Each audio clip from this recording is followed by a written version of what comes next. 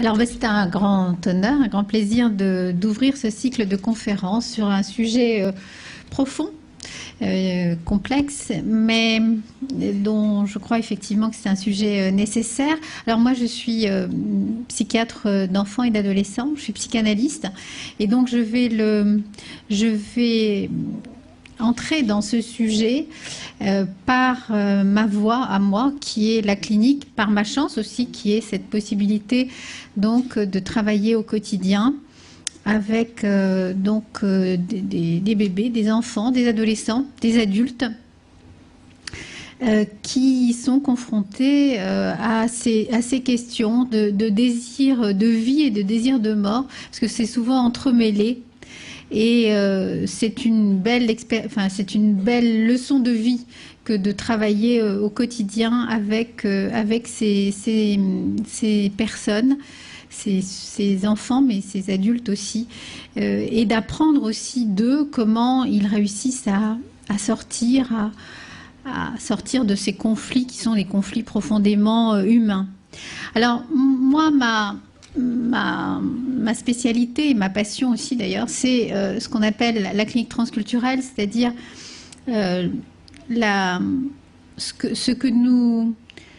partir de cette idée que la clinique, elle est le soin, la compréhension des processus humains. Ils sont inscrits donc dans des contextes de vie, dans des contextes culturels.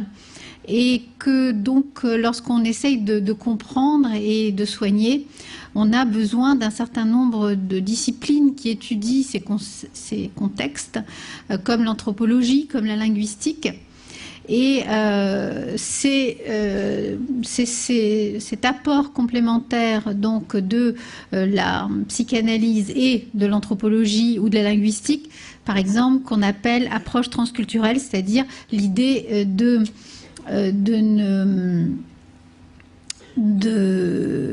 ne pas considérer qu'on arrive comme ça à l'universel, mais qu'on y arrive par le particulier, par des langues, par des manières de faire et de penser différentes. Et dans la question de la vie et de la mort, c'est une dimension très importante.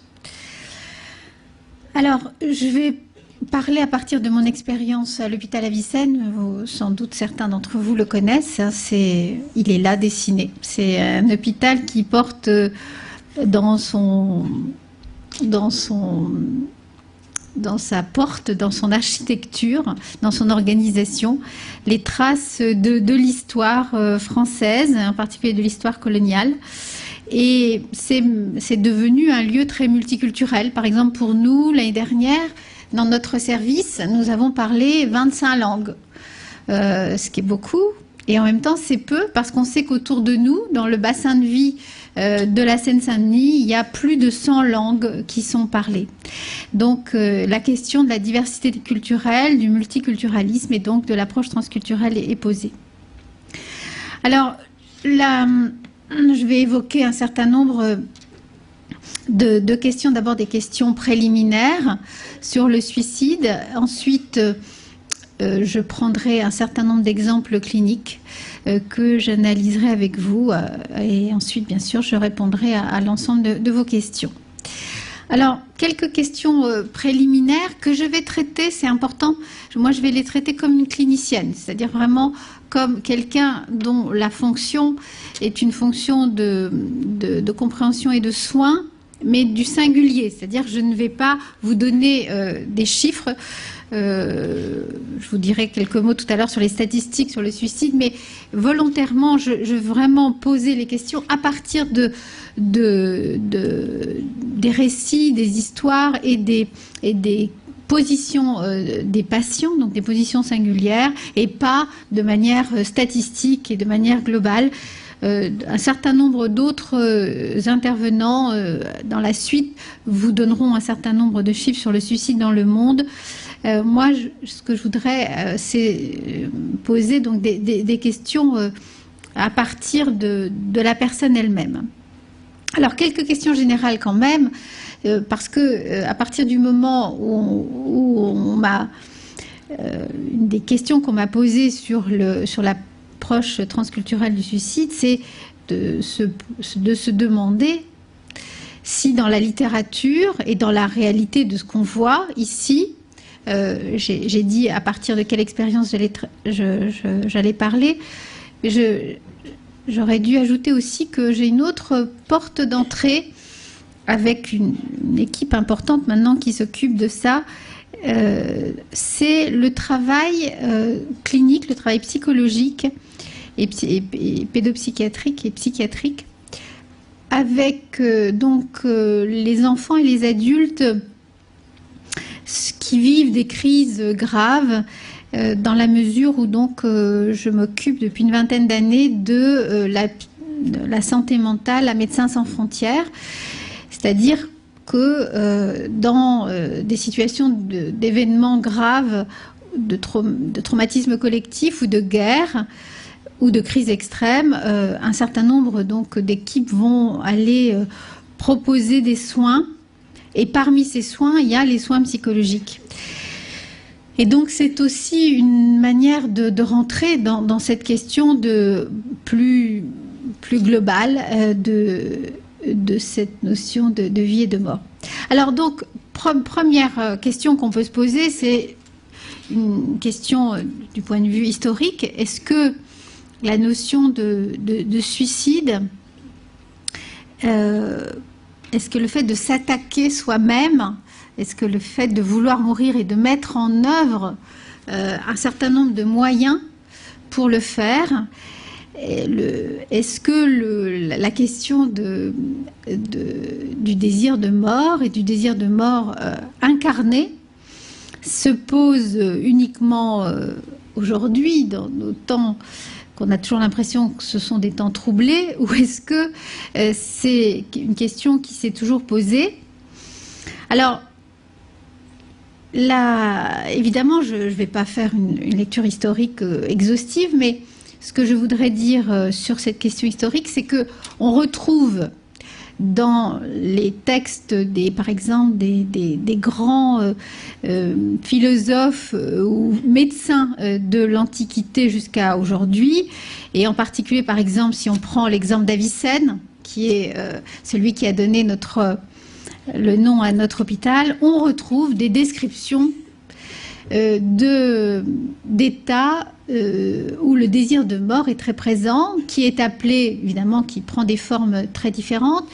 Chez Avicenne, c'est appelé par le mot de la mélancolie, mais il y a bien sûr d'autres terminologies possibles. En tous les cas, on retrouve de manière très concrète l'idée que le désir de vie, ça ne va pas toujours de soi, et que dans un certain nombre de cas, il va y avoir un désir de mort qui va prendre différentes formes, et que ça, c'est une préoccupation qu'on retrouve du point de vue historique, de manière très variée dans le temps, très diverses, avec parfois le mot suicide est parfois, parce qu'évidemment il y a une question lexicale, de termes, quel mot on va employer.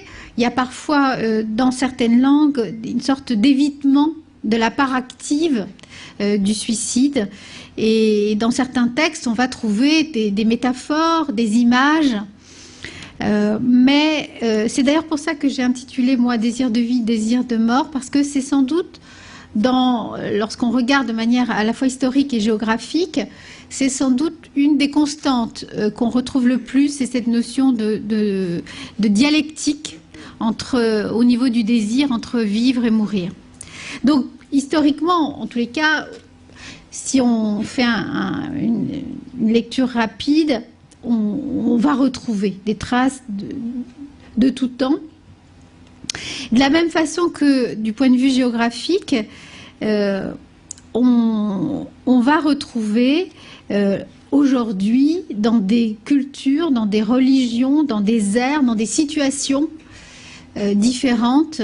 Par exemple, même en situation de guerre, moi j'ai vu des adolescents ou des adultes qui étaient rescapés d'événements très graves et qui, à la suite de ces événements, avaient perdu l'envie de vivre, le désir de vivre, donc qui finalement allaient se mettre en danger alors qu'ils avaient pu sortir vivants d'une situation très grave. Et là, ils étaient sortis vivants, mais ils en avaient perdu quelque chose de l'ordre de l'élan.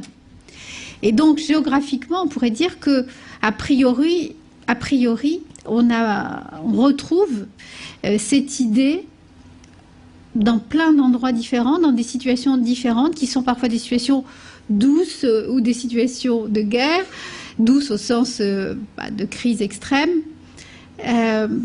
et que donc c'est une question qui se pose partout. Alors à tout âge, ça c'est une question plus proche de mes préoccupations du quotidien. À tout âge, là, oui, là, je répondrai sur le ton de l'évidence, bien que ça n'aille pas de soi, par exemple, que l'on retrouve des désirs de mort et de se mettre en danger de mort et de vouloir activement ou passivement, hein, les deux situations sont possibles, bien sûr, vouloir mourir lorsqu'on est bébé, enfant, adolescent. Alors, chez les adolescents, il y aura une conférence j'ai vu qu'il y avait une conférence qui était consacrée aux adolescents. C'est considéré comme un problème de santé publique et c'est quelque chose qui nous semble, même si c'est tragique et insupportable, mais c'est quelque chose dont on parle régulièrement dans les médias ou dans la vie, ce désir de mort qui peut affleurer à l'adolescence et qui nous laisse, nous, société, et par exemple, nous, société française, on est assez mal placés sur la question du suicide des adolescents, assez mal placés au sens où nos chiffres sont très élevés, qu'ils stagnent, et que nous sommes, par exemple, à la fois dans une situation plus grave que dans les pays d'Europe du Sud ou que dans les pays d'Europe du Nord. Donc on est dans une situation où la question du suicide à l'adolescence est importante, et puis tous les équivalents. Mais ça sera développé à un autre moment, mais je voulais juste signaler que c'était une question, et puis on verra une situation quand même clinique tout à l'heure, mais que c'était une situation qui nous semble familière. Chez les enfants et chez les bébés, c'est déjà moins évident, et pourtant, alors ça existe, c'est évident, ça apparaît régulièrement, et pas seulement parce que, par exemple, lorsqu'on parle du suicide des enfants, on a tendance à considérer que ça appartient à certaines ères. Par exemple, c'est entre guillemets, parce que c'est là aussi, c'est dire des choses comme ça fait quand même, c'est de l'ordre du tragique. Mais on sait qu'au Japon, hein, le Japon s'est préoccupé de la question du suicide des enfants, parce que ça semble être quelque chose, de la même façon que nous on l'a fait pour les adolescents. Leurs chiffres sont alarmants, leur situation, et puis ils ont du mal on ne peut pas réduire ça à, par exemple, il y a des explications, il y a certains articles que j'ai ressortis pour aujourd'hui où on voit des sortes d'explications un peu mécaniques, ça serait la pression importante sur des enfants uniques. Pression donc qui serait une pression unique au sens où ils sont peu nombreux dans une famille. Ils ne sont pas forcément uniques dans toutes les familles, mais ils ont un taux de natalité bas, et donc des enfants rares et précieux, et des attentes importantes sur ces enfants, des attentes en termes aussi de compétences intellectuelles, de réussite, et des projections à la fois des parents et de la société. Mais vous voyez, cette situation que je décris chez les enfants japonais, pas très loin non plus de ce qui se passe en France. Bien sûr, on a un peu plus d'enfants, mais ils sont rares et précieux de la même façon, en France, en tout cas en Europe de l'Ouest. Et puis, il y a une attente très grande sur nos enfants, y compris de performance, parfois des attentes d'ailleurs paradoxales, où on attend à la fois qu'ils réussissent très bien, par exemple sur le plan scolaire et sur le plan intellectuel, sur le plan cognitif, même lorsqu'ils ne sont pas doués pour ça. Mais on attend aussi qu'ils réussissent bien sur le plan artistique ou sur le plan sportif, et parfois chez le même enfant, sachant que c'est évidemment pas Ça va pas de soi qu'un enfant puisse développer autant de compétences qui demandent des capacités différentes. Il y a des enfants plus créatifs et d'autres plus rigoureux ou plus abstraits du point de vue de l'intelligence. Et donc, ces explications qui seraient des explications un peu d'une sorte de causalité unique ne sont pas suffisantes pour, en tous les cas, pour décrire un phénomène aussi difficile à comprendre, hein, qui nous semble d'ailleurs tellement antinomique avec la notion d'enfance. Enfin, on sait très bien que les enfants, c'est pas que les enfants peuvent souffrir, les enfants peuvent, ça on le sait, on le méconnaît, mais on le sait. On fait comme si les enfants peuvent avoir des doutes existentiels, les enfants peuvent perdre l'élan vital, et les enfants peuvent être touchés par des événements qui touchent les adultes, mais aussi par le fait que des adultes touchés, leurs parents, ceux qui sont autour d'eux, peuvent aussi, à ce moment-là, perdre une partie de leur capacité à protéger les enfants, ce qui met en danger ces enfants. Donc, le suicide chez les enfants, ça existe, c'est sérieux. Pour nous, les professionnels, ça nous met toujours en difficulté, malgré le fait qu'on peut... Je ne sais pas, nous, à Vicenne, c'est une question qui se pose à peu près toutes les semaines. Hein. Alors, on voit évidemment à peu près une petite centaine d'enfants par semaine. Et sur ces enfants qu'on voit, toutes les semaines, il y a un des médecins ou des psychologues qui est préoccupé par une question comme ça d'envie de mort, pas forcément toujours exprimée directement, mais en tous les cas très clair, au sens où l'enfant va soit le dire, soit le dessiner, soit le jouer, soit essayer de s'en défendre. Hein. On voit des enfants qui eux-mêmes sont complètement inquiets quoi, de cette idée que tout d'un coup ils n'ont plus envie de rien. Enfin, tout d'un coup, progressivement, et que c'est pas simplement une question de volonté ou une question de paresse, comme on peut l'entendre parfois, mais une question de perte de l'envie. Alors, chez les enfants, donc c'est déjà étonnant, mais c'est une donnée, et chez les bébés, j'entends par bébé les tout petits, c'est-à-dire en dessous d'1 an, et en dessous du langage. Et donc, ces bébés qui parfois vont naître dans des situations particulières, bien sûr, mais qui vont naître avec une naître ou acquérir dans les semaines après la naissance, une difficulté à se développer, une difficulté à... Par exemple, certains refusent de manger ou certains se cadenassent. On voit des bébés qui n'ont plus envie, par exemple, de s'intéresser au monde, quoi. Donc, qui se referment sur eux-mêmes et qui ne vont pas avoir cette envie de développement, cette envie de transformation. Et on sait aussi, lorsqu'on les soigne, que ça se retrouve, que ça se réanime. Et que donc, c'est ça aussi qui nous fait penser que c'est bien ça, enfin, que c'est bien la perte de l'envie de vivre qui était là, et que même si c'est complexe, et même si on n'a pas le langage, on peut réanimer les bébés, on peut leur redonner envie dans un travail entre le bébé, ses parents et l'entourage. Alors, bien sûr, c'est parfois cette envie de non-vivre. Elle appartient à certains bébés, mais elle est aussi parfois portée par ses parents, par sa mère, mais pas seulement. Mais même si c'est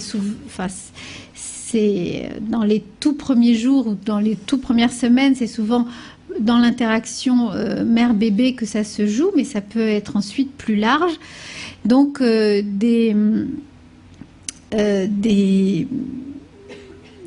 des choses qui appartiennent aux mères, des mères qui, dans la dépression dite du postpartum, perdent cette envie de vivre et qu'elles la perdent pour elles et pour leur bébé. Donc dans des formes graves, évidemment, dans des formes rares, mais dans quelque chose qui est, à mon sens, et au sens de tous ceux qui ont travaillé, en particulier un des grands précurseurs de ces questions qui était Serge Lebovici, à Bobigny, où je travaille en ce moment. Donc, à notre sens, c'est une question qui est sous-estimée, c'est-à-dire que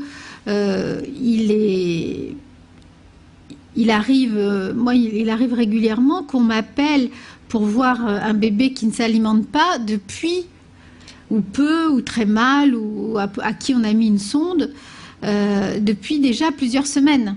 Et que tous ceux qui étaient autour de lui ont résisté à l'idée. C'est-à-dire se sont dit, bien sûr, il faut d'abord chercher tout ce qui est somatique.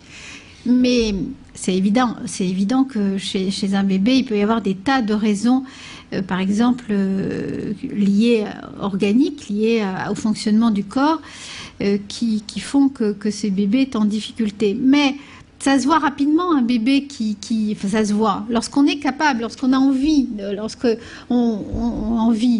lorsqu'on n'a pas peur, lorsqu'on se dit, voilà, il faut apprendre à regarder des bébés, y compris des bébés qui ont perdu l'élan vital. Donc c'est une question qui existe à tout âge. Et donc, ce qui augmente encore la profondeur, on va dire, du sujet que l'on traite. Alors, la question suivante, c'était de se dire, est-ce qu'il y a plusieurs formes? Alors, tout ce cycle de conférences va concerner des tas de formes différentes.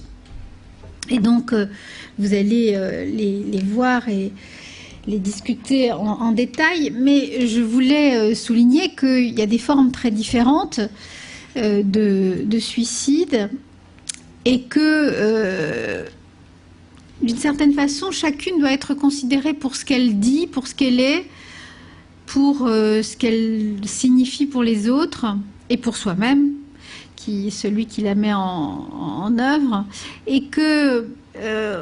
si on était d'ailleurs, on aurait pu dire les suicides plutôt que le suicide, pour être au plus près de ce que l'on voit.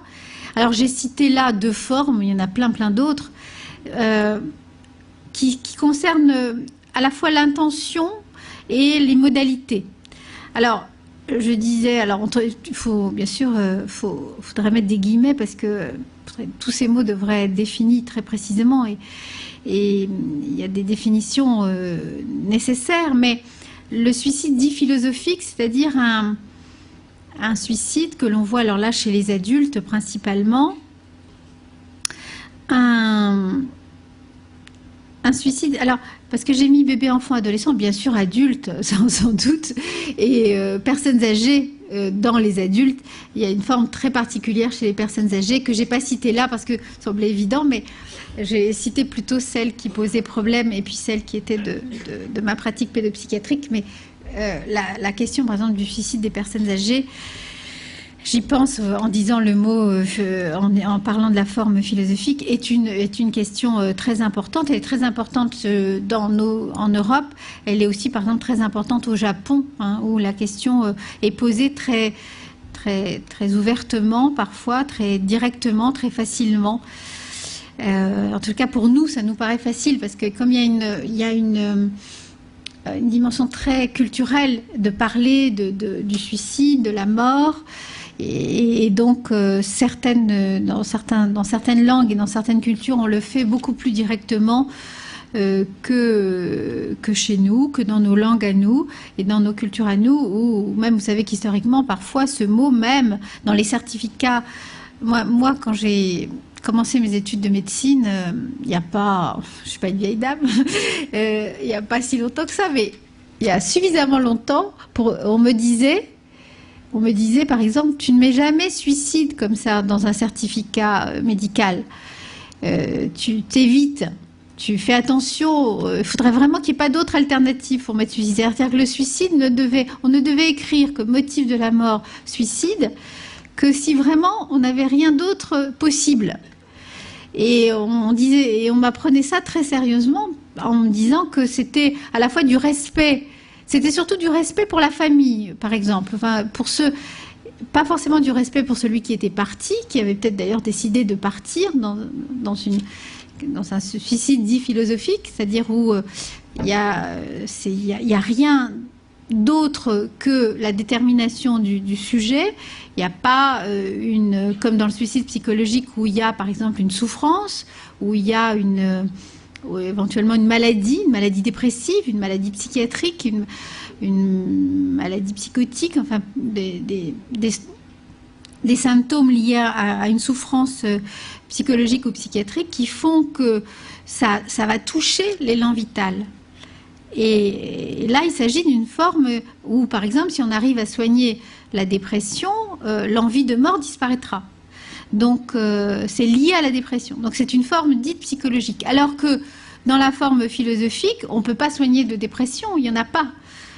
On peut contester la décision en tant que personne, nous, mais en tant que médecin, on n'a pas grand-chose à dire, par exemple, sur des situations comme ça où moi j'ai été confrontée à des situations avec des personnes âgées qui avaient voulu faire un suicide philosophique à deux, par exemple, un couple, et qui n'avait pas réussi, qui était arrivé à l'hôpital et retrouvé parce qu'ils s'étaient réveillés, quoi, par exemple, hein, d'une prise de médicaments très importante ensemble, mais qui les avait pas fait mourir. Et ça, c'est des situations assez différentes où, d'une certaine façon, on a bien sûr une responsabilité qui est engagée. Nous en plus, lorsqu'on est médecin, à ce moment-là, on cherche à trouver éventuellement des modalités d'action, mais c'est une forme que je considère en tout cas moi comme très différente d'une situation où il y a une souffrance psychologique ou psychiatrique associée. Alors les formes, donc il y en a plein d'autres, mais pour en citer quelques exemples. Alors toujours dans les questions préliminaires, sur lesquelles il faut que j'avance d'ailleurs, la question sociale, c'est-à-dire est-ce qu'on retrouve le suicide dans toutes les classes sociales et dans les configurations sociales. Alors, si on le dit vite, il faudrait dire oui.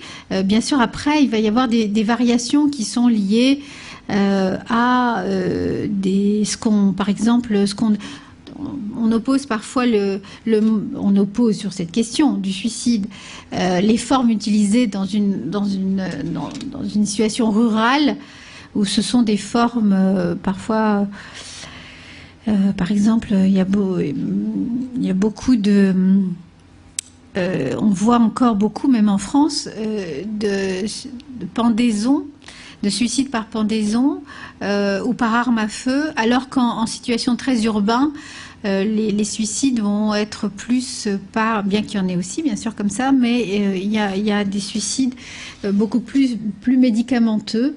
Donc il peut y avoir des formes qui varient, mais la question se pose partout. Des facilitations culturelles, oui, ça c'est une question qu'on peut se poser, qu'on s'est posé, que la littérature s'est posée, de savoir si dans certaines sociétés, on prend souvent en exemple le Japon, il y aurait, par exemple, chez les personnes âgées, des sortes de facilitation culturelle du suicide, c'est-à-dire que la question pourrait être posée plus ouvertement, il y aurait des mots pour le dire, il y aurait des manières de dire qu'il n'y aurait pas dans d'autres contextes culturels. Alors, je crois que c'est une question qui reste ouverte, c'est évident qu'il y a la question du langage, des modalités, mais ce qui est moins évident, c'est est-ce que ça augmente les suicides ou au contraire c'est quelque chose qui permet qu'il y ait une circulation de la souffrance et des mots pour le dire.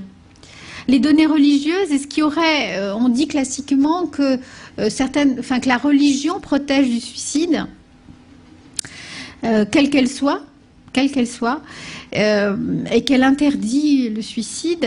Bon, une chose c'est de l'interdire, l'autre chose c'est que ça existe quand même, hein. Tout interdit a ses transgressions, de la même façon que les tabous. Donc, en tout cas, ce qu'on peut dire, c'est que la donnée croyance religieuse est quelque chose qui effectivement peut protéger, mais on a le sentiment, en tout cas moi dans la clinique quotidienne, j'ai plutôt le sentiment que c'est transitoire, que c'est pas quelque chose de suffisant pour protéger de ce désir de mort, mais que souvent c'est un des éléments qui va participer à la protection.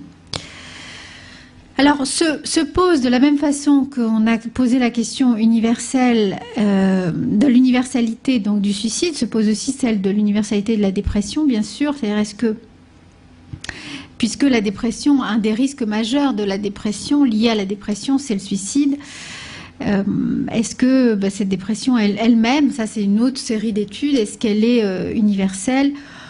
Elle prend des formes très différentes, des modalités d'expression très différentes, des modalités de vécu différentes, mais il semblerait que partout, justement, cette notion d'effacement vital existe. Alors, je l'ai dit, chemin faisant, je ne vais pas le développer, la question, les statistiques, c'est un problème, les statistiques du suicide, parce qu'elles sont très différentes, elles peuvent être contestées, il y a des limites. Mais enfin, et puis il y a des choses qui sont cachées, il y a des endroits où on a l'impression qu'il n'y en a pas, parce que justement, c'est caché, c'est tabou, ça ne veut pas dire qu'il n'y en a pas. Alors pour conclure sur cette question, on pourrait dire que c'est une même question qui se pose à tous, mais que les réponses sont multiples, et que les réponses sont multiples tant dans les désirs de mort et les formes que ça prend, que dans le fait d'en parler ou d'être protégé de ça. C'est-à-dire, il y a aussi, et là la question transculturelle est importante, c'est-à-dire que qu'est-ce qui protège, qu'est-ce qui nous protège lorsqu'on est pris par un désir de mort? Qu'est-ce qui va permettre qu'on sorte de ce désir de mort, qu'on en fasse un désir de vie quand même, malgré tout? Et c'est là où les questions transculturelles et les questions religieuses aussi, d'ailleurs, peuvent prendre une place importante. Alors, bon, je ne vais pas vous définir l'approche transculturelle parce que, je l'ai dit tout à l'heure en introduction, c'est le fait d'introduire la diversité culturelle dans nos manières de penser et de faire. Il y a des techniques pour ça qui sont à la fois la traduction, les langues, les modifications des manières de faire et parfois l'utilisation du groupe quand c'est nécessaire pour comprendre. Alors la question, par contre, qui découle de la question transculturelle, c'est quand on est dans cette situation, quand on est pris dans le désir de mort, pour des raisons quelles qu'elles soient, qu'est-ce qui va permettre de donner du sens à cet insensé? Parce que avoir envie de mourir, même lorsque c'est assumé et lorsque c'est décidé, ça reste souvent, en tous les cas dans le récit qu'en font les patients après ou lorsqu'ils en sortent ou au moment où ils le vivent d'ailleurs, ça reste quelque chose d'un insensé. C'est vraiment quelque chose qui vous désarçonne, même si après certains vont l'assumer, vont dire ben voilà, je cultive, c'est pas le mot, mais j'assume ce désir de mort. Mais la plupart du temps, on ne l'assume pas, c'est-à-dire que vraiment, ça vous tombe dessus. C'est d'une profondeur, c'est quelque chose qui est au-delà de la volonté, et c'est profondément insensé, profondément hors du champ du sens et de la vie, quoi, de la notion de vie. Et une des principales questions qui se posent, c'est comment d'abord je parle de ça. Et nous, on a l'habitude, on a une expression pour dire ça, de dire comment on va construire un récit et comment on va le construire avec quelqu'un d'autre, le co-construire. Parce que, évidemment, c'est un des principaux dangers, c'est lorsqu'on a cette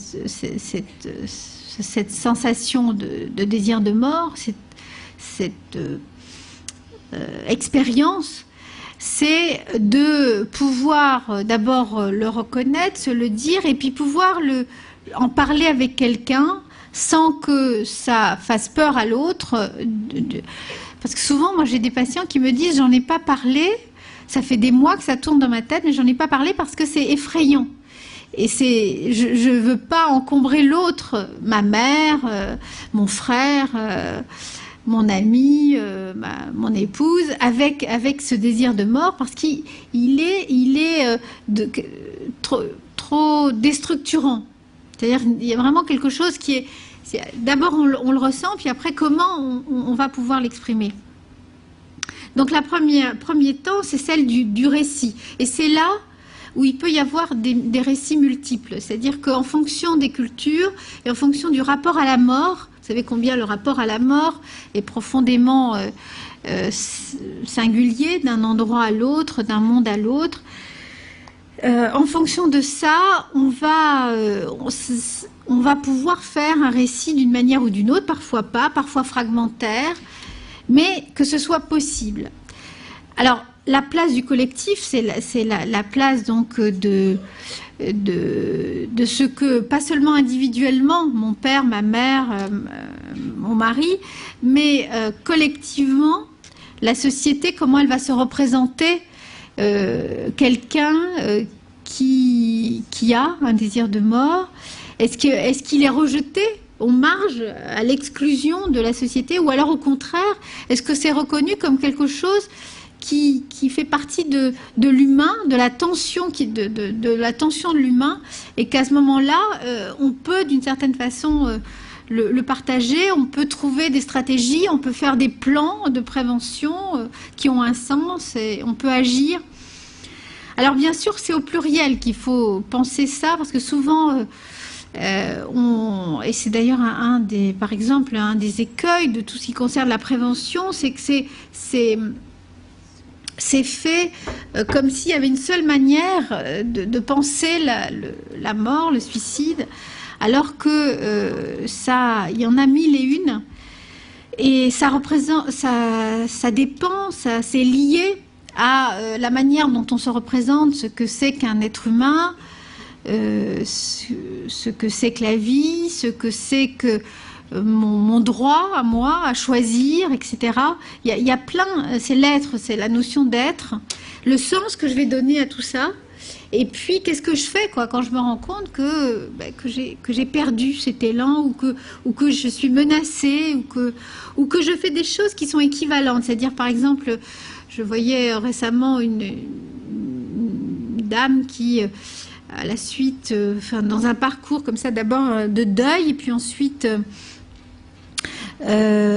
progressivement, elle s'est fait attraper par l'alcool, et elle est pour soigner sans doute au début, et puis après c'est l'alcool lui-même qui était devenu un problème, et elle racontait très bien comment elle a pendant tout un temps, elle a reconnu qu'elle était elle-même, elle reconnaissait qu'elle était dans des équivalents suicidaires, en prenant, par exemple, 3 litres de rhum. Alors, elle disait au début, c'était pas tout de suite. Enfin, j'ai pas réussi à en boire tant tout de suite, mais je repoussais la limite pour m'anéantir, pour m'anesthésier. Je voyais bien que ça ressemblait à une envie de suicide, en tous les cas après coup. Mais quoi faire, quoi ? Quoi faire ? Qu'est-ce que je pouvais faire d'autre que d'essayer de me trouver des anesthésiants, mais des anesthésiants qui à chaque fois la mettaient dans une position de risque de mort. Donc la représentation, donc ça c'est un point important, c'est-à-dire qu'il y a parfois une reconnaissance, mais une impossibilité à imaginer qu'on peut en sortir ou qu'on peut transformer.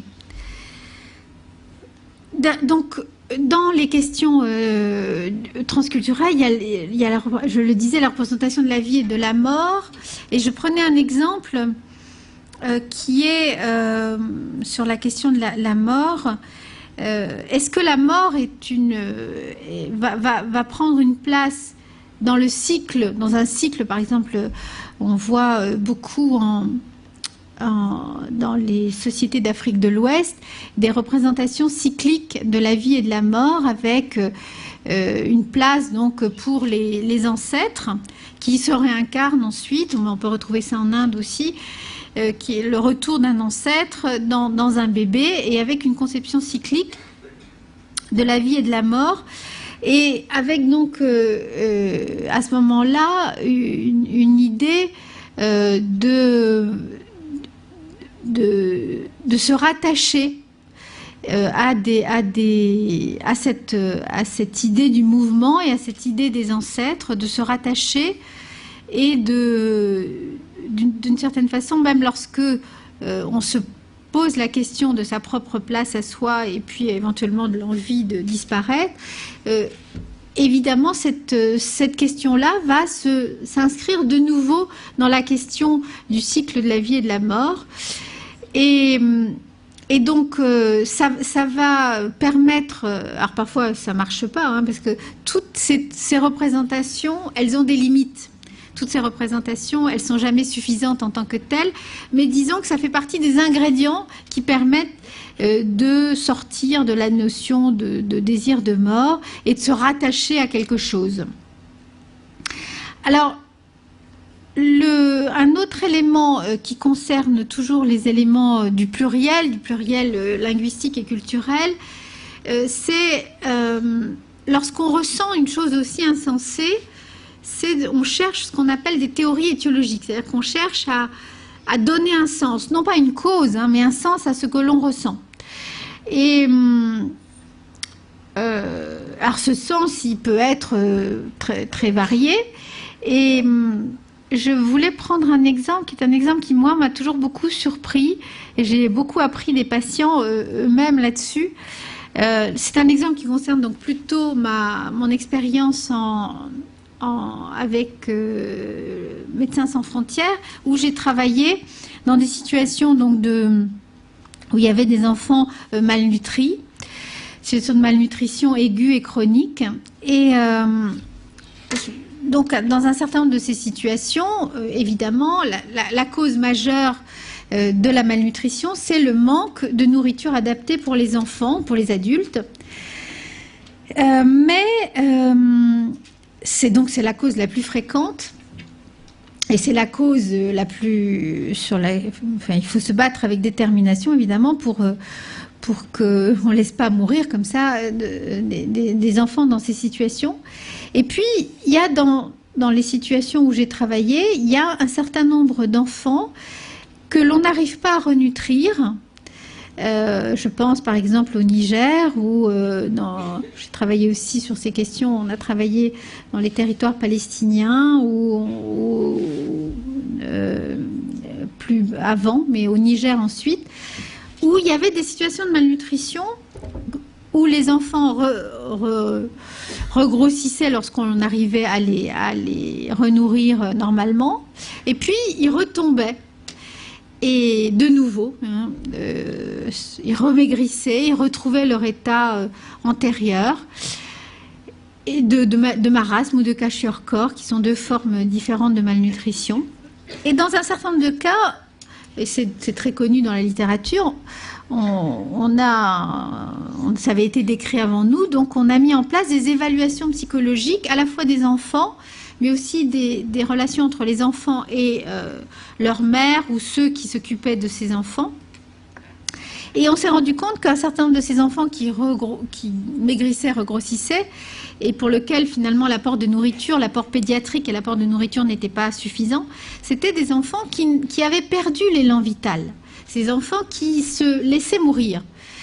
Et que donc, pour ces enfants-là, en même temps qu'on leur amenait de la nourriture, il fallait les réanimer sur le plan psychique. Je reprends la même expression que tout à l'heure, c'est-à-dire qu'il fallait essayer de voir qu'est-ce qui faisait qu'ils avaient perdu cet élan vital. Et parfois, les familles avaient des théories, ce qu'on appelle des théories étiologiques, avaient des théories qui étaient des théories qui disaient cet enfant, il a envie de repartir chez les ancêtres. C'est-à-dire que cet enfant, manifestement, on lui donne à manger, ça ne le nourrit pas. Et c'est parce qu'il se passe quelque chose. Il se passe quelque chose. Alors, par exemple, un exemple qui viendra plus tard, mais que je vais reprendre tout de suite, qui est un bébé qu'on va appeler ici Siaka, et qui lui donc n'arrivait pas à regrossir, et sa maman, c'était au Niger, et sa maman disait mais moi je ne vois qu'une seule, parce qu'on essaie de comprendre avec elle qu'est-ce qui faisait que ce bébé n'arrivait pas à retrouver l'envie de manger, et en plus il s'opposait très activement à la nourriture. Il avait une manière de montrer qu'il n'en voulait pas, qui d'ailleurs désespérait les gens autour de lui, et en particulier sa mère. Et un jour, la maman, au décours d'un entretien, parce qu'on faisait des entretiens tous les jours dans ces situations avec un traducteur, et on faisait un entretien et on interrogeait la maman sur ce qu'elle pensait, sur ce qu'elle avait rêvé, sur ce qu'avait dit le père de l'enfant, la grand-mère qui était venue lui rendre visite. On essayait de comprendre pourquoi ce bébé n'avait pas envie de manger. Et dans cette histoire, par exemple, dans l'histoire de Siaka, la mère un jour a dit « Mais cette nuit, j'arrivais pas à dormir, j'avais peur que le bébé meure. » C'est un bébé qui avait à peu près 8 mois, mais qui en faisait comme un bébé à la naissance. Il faisait à peine 3 kilos. Et elle dit « J'avais peur parce que je le sens sans force, j'avais du mal à m'endormir, puisqu'elle dormait près de lui. Et j'ai eu une idée. Face à cet insensé, parce que la maman percevait bien le fait que ce bébé avait perdu son élan vital. J'ai eu l'idée que ce bébé, il était mal nommé. C'est-à-dire, je me suis demandé si ce bébé avait bien été identifié pour ce qu'il était. Parce que vous savez que dans les sociétés traditionnelles, d'Afrique de l'Ouest en particulier, la question de la nomination des enfants est une question très, très importante. On nomme en fonction d'un certain nombre de règles et de perceptions de l'enfant, mais aussi de ceux qui l'ont précédé. Et donc cette idée qu'avait la maman que ce bébé était un bébé mal nommé, c'est-à-dire qu'il avait été mal reconnu, mal pensé, mal identifié, et que c'est peut-être ça qui faisait qu'il n'arrivait pas à rentrer dans le cycle de la vie. Alors, vous allez me dire, est-ce que cette théorie est juste? Oui, alors elle est juste pour 2 raisons. D'abord, elle est juste parce que c'est celle de la mère, et que et la mère et de tous ceux qui avaient créé cette théorie avec elle, ce qui compte, c'est le sens. On n'est pas dans la question de la cause, mais dans le sens. Quel sens ça a? Cette question de donner du sens à l'insensé. Donc, quel sens ça a? Et puis surtout, donc elle est juste pour cette raison-là, parce qu'elle appartient à ce bébé, elle appartient à sa mère, elle appartient à ce groupe, et que le savoir sur la vie et la mort, ça appartient pas, à mon sens, ça n'appartient pas aux experts, ça appartient vraiment à ceux qui traversent ces expériences et ces moments. Et donc, pour cette raison, elle est juste, mais je trouve qu'il y a une autre raison. Alors ça, c'est une raison qui est une raison presque pragmatique pour laquelle cette théorie est juste, c'est parce que c'est une raison qui permet de mobiliser. C'est une raison, enfin, c'est une théorie qui permet de réanimer, qui permet de transformer quelque chose, d'être actif aussi dans cette situation. Alors, pourquoi on a pris cette théorie au vol, si j'ose dire, et on a fait 2 constatations. Premièrement, le bébé ne répondait pas à son nom, ce qui pour un bébé de 8 mois était effectivement quelque chose d'étonnant, mais on ne l'avait pas remarqué avant. Mais la maman, elle, l'avait remarqué, sans doute, et ça avait participé à cette construction à cette théorie. Et l'autre point, c'est que à partir du moment où la mère a pu penser une théorie par rapport à ce qui arrivait à son enfant, elle est sortie aussi de la notion de culpabilité. C'est-à-dire, elle s'est dit, y a peut-être quelque chose à chercher. On peut peut-être faire quelque chose. C'est pas moi qui suis coupable et responsable, parce que ça, c'est quelque chose de classique. Dès qu'il y a quelque chose qui ne va pas avec un petit, la mère va considérer, ou le substitut va considérer ou on va considérer parfois pour elle, ce qui est encore pire, qu'il y a quelque chose de l'ordre là de la responsabilité. Donc, ça la mettait dans une position beaucoup plus active, et ça la mettait dans une position qui permettait aussi de dire quelque chose au bébé. Donc elle l'a pris, on l'a encouragée à le faire, elle l'a pris dans ses bras, elle l'a bercé, ce qu'elle n'arrivait pas à faire jusque-là d'ailleurs, et elle lui a dit, t'es peut-être mal nommé, on va chercher. On va chercher avec ceux qui sont là, et en particulier avec nous qui travaillons avec eux.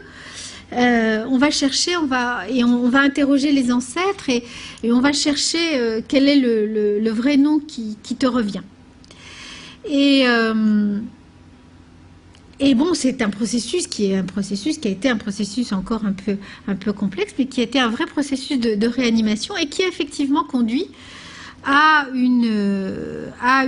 d'abord à dire un certain nombre de conflits qu'il y avait eu autour de la naissance de cet enfant entre les deux familles.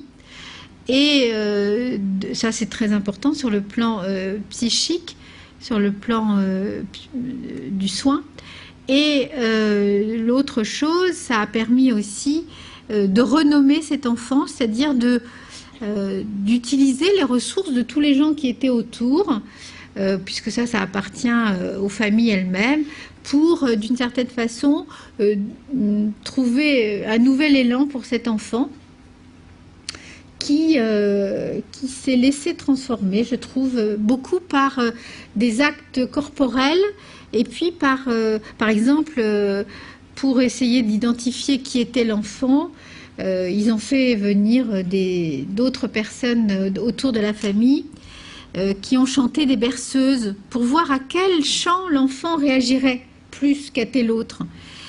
Et c'est vrai que c'était très, très émouvant pour nous de voir que cet enfant qui était tout à fait apathique, j'allais dire porté par ces chants qui par ailleurs étaient très beaux et très, très poétiques, des chants très rythmés pour certains, et à un moment donné l'enfant a eu une sorte d'éclat, mais qui était tout petit, qui était vraiment, il fallait vraiment s'intéresser beaucoup à l'enfant pour se rendre compte que effectivement il semblait, mais c'est bien sûr une construction aussi, mais il semblait en tous les cas bercé par le rythme de cette berceuse-là plus que par l'autre, ce qui étaient des éléments qui ont participé à une sorte de réinvestissement de cet enfant, et à dire à l'enfant qu'il s'était beaucoup battu autour de lui, que beaucoup de gens étaient morts, étaient morts de malnutrition avant et autour de sa naissance, mais que lui, il avait aussi le droit de vivre et de manger. Bon, ça c'était pour vous donner un exemple concernant les petits. Bien sûr, des éléments, je vais vous dire plus brièvement, mais une autre situation qui, elle, est une situation d'ici, d'une jeune fille qu'on va appeler élégante. On va l'appeler comme ça parce qu'elle est très élégante, elle a beaucoup de classe, lorsqu'elle rentre pour la première fois dans ma salle de consultation, elle m'impressionne beaucoup par sa manière d'être, par sa manière de me regarder, par sa manière de parler. Et pourtant, elle est toute jeune, elle a à peu près 16 ans, et elle est déterminée à mourir, comme elle dit. Elle a fait déjà une dizaine de tentatives de suicide alors qu'elle est toute jeune.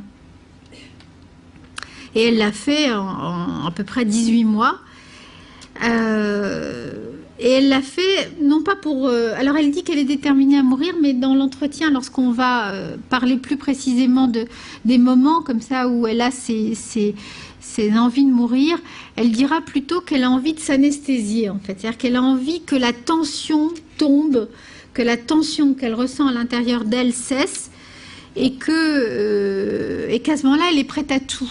Alors, bien sûr, elle est prête à prendre des médicaments pour s'endormir ou pour s'abrutir, mais elle est prête aussi à se scarifier d'une manière, enfin, à faire couler, à se scarifier les veines, les bras de manière importante, parfois mélanger des médicaments, donc avec un risque de mort évident. Et parfois, même une fois, elle a eu cette idée complètement tragique de se mettre en dessous d'une voiture et d'attendre que le lendemain, de savoir, au moment où la voiture allait démarrer, si elle allait mourir ou pas. Et elle a passé plusieurs heures sous une voiture, accrochée en se disant, quand je sentirai que la voiture va démarrer, je vais m'accrocher à la voiture et je vais mourir. Dans une sorte de désespoir absolu, parce qu'elle l'a fait en plus, par exemple, elle l'a fait en bas de la cité où elle vit. Ses deux parents sont d'Afrique de l'Ouest, ils ont immigré en France, elle est née en France, ses parents parlent le soninké et le français, le soninké, le français de manière un peu approximative, mais elle parle très très bien les deux langues, et elle est née ici, et donc cet acte désespéré, le dernier qu'elle a fait, qui l'a amené à ma consultation, c'était au bas de la porte de la cité, c'est-à-dire que elle le faisait à la fois en lien quand même avec... c'était un endroit familier, c'était près de chez elle, parce qu'elle disait que par respect pour ses parents, elle ne faisait jamais un acte comme ça dans la maison. Donc c'était toujours à l'extérieur de la maison. Mais je ne sais pas si c'était du respect ou si c'était une sorte je crois quand même que c'était pour protéger ses parents de quelque chose d'aussi insensé que de voir sa fille ayant pris des médicaments ou ayant fait un acte, une tentative de suicide, quelle que soit la manière de faire. Donc elle le faisait à l'extérieur de la maison, mais elle le faisait près de la maison, c'est-à-dire avec l'idée que moi, en tous les cas, que je lui ai dit et que j'ai dit à ses parents, que c'était quelque chose qui avait aussi un sens par rapport à elle, mais par rapport à ses parents aussi. Et à ce moment-là, ses parents, progressivement, ont raconté que combien que pour eux, ce qui se passait pour leur fille était une sorte de quelque chose de l'ordre de la guerre, quoi. Quelque chose d'absolument, une sorte de c'est comme si elle leur déclarait la guerre en faisant ça, en voulant mourir à eux, quoi, eux qui avaient transmis la vie à cette fille que je vous dis, comme je vous disais tout à l'heure, à la fois belle et intelligente. Donc il y a quelque chose où elle-même disait, moi non plus je comprends pas, mais au moment où ça m'arrive, je sais que je ne peux pas faire autrement. Et puis que par ailleurs eux-mêmes se faisaient beaucoup la guerre, et il y avait une histoire très, très grave entre eux, entre les parents, et donc d'une certaine façon c'était à la fois une guerre dedans, une guerre dehors, et puis dehors dans la famille, et avec ce qui me frappait beaucoup dans cette situation comme dans bien d'autres, quelque chose que j'ai pas dit tout à l'heure, mais qui va me servir de conclusion. C'est, pour vous laisser poser des questions, c'est autour d'eux, autour de cette famille comme de bien d'autres, et autour de cette jeune fille, une sorte de perte de lien. Les ruptures de la migration, les ruptures des difficultés multiples qu'avaient dû surmonter les parents, et puis des difficultés à l'intérieur entre eux, avaient fait que cette famille s'était beaucoup isolée, se sentait pas reconnue par la société dans laquelle elle était, se sentait mise en difficulté, quoi, à chaque étape de la construction de la famille, et qu'il y avait une sorte de vide, et que cette adolescente, elle avait beau être belle et intelligente, elle-même était dans une difficulté très importante de lien à l'autre, de quelque chose qui a un sens, où elle puisse se reconnaître à la fois dans ses parents et dans la société qui la porte, et que ça manquait vraiment de lien à l'autre, de lien social. Et ça, je crois que c'est une constante que moi je retrouve dans toutes ces histoires de désir de mort, c'est-à-dire, je suis maintenant éminemment convaincue que pour avoir envie de vivre, il faut se sentir porté, reconnu dans le monde dans lequel on est, et qu'un certain nombre d'avatars viennent rompre cela, que ce soit des souffrances psychologiques, parfois des souffrances sociales ou des ruptures. Et que d'une certaine façon, sur cette question se pose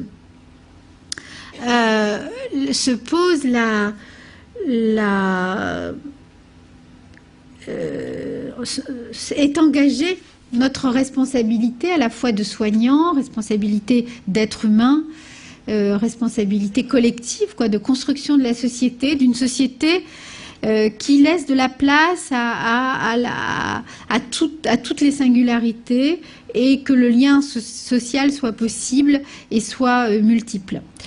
Et donc c'est sur cette notion-là que je vous propose de m'arrêter et d'écouter vos questions en vous remerciant de votre attention.